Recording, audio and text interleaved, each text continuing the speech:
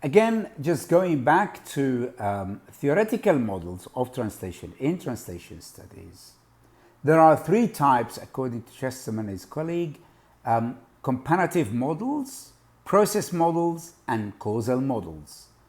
If the researcher wants to follow comparative models, then the researcher, when they are using these models, they can help to describe the translation product, the text itself, answering the question what actually happened in the text and comparing texts.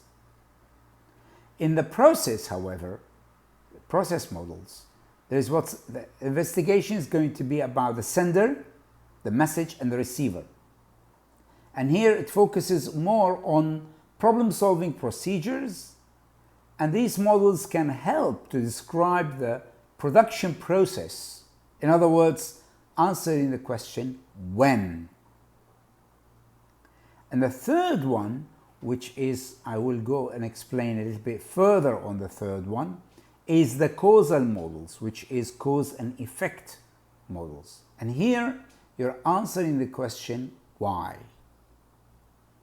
which include text and context variables, mainly context variables.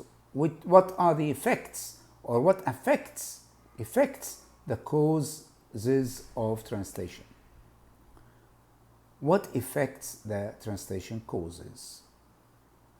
Now here in the causal model, there are many levels or dimensions of causation relevant to translation. For example, the first level is the translation cognition.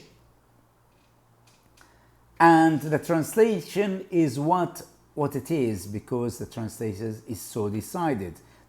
So the translation is like this because the translation has decided to be so. That is one level of why the translation has been like this. A second level is looking at the external conditions of the translation task. For example, what kind of instructions the client has sent the translator, or the translator's computer program, or the dictionaries that are used, or the deadlines that are used. All of these are related to these external conditions of the translation task, which affects, in effect, the actual product of the translation itself. The third level is the socio-cultural level of causation, and that is the influential factors such as the norms, translation traditions, history, ideology. Could be ideology related, could be because of the ideology of the writer, of the translator.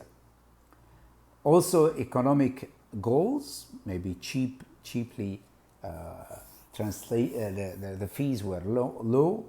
The status of the language involved, perhaps classical Arabic is not required or is required. Factors could also be the choice of a particular text to translate and the choice of client of a particular translator. Maybe the client will choose a certain translator for a certain purpose. Or the decision by the translator to translate in a certain way, whether that way is domestication or foreignizing, or whether that way is literal translation or choosing more sense for sense translation.